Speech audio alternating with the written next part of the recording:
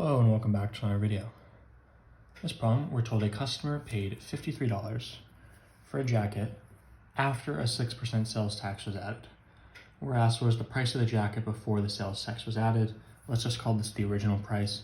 Let's let the original price be equal to X. Okay, so what do we know about X? Well, $53 is equal to the original price plus the sales tax. So the original price we just said is X, and then the sales price, or the sales tax, is 6% of X, right? The tax is based off of the original price. So we have X plus 6% of X. This is equal to 53. So we have X plus, what is 6%?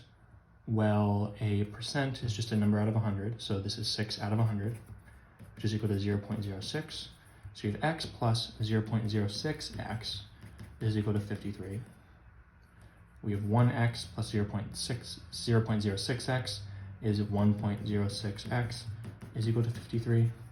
If you divide both sides by 1.06, these cancel and you get X is equal to 53 divided by 1.06, which is 50 flat.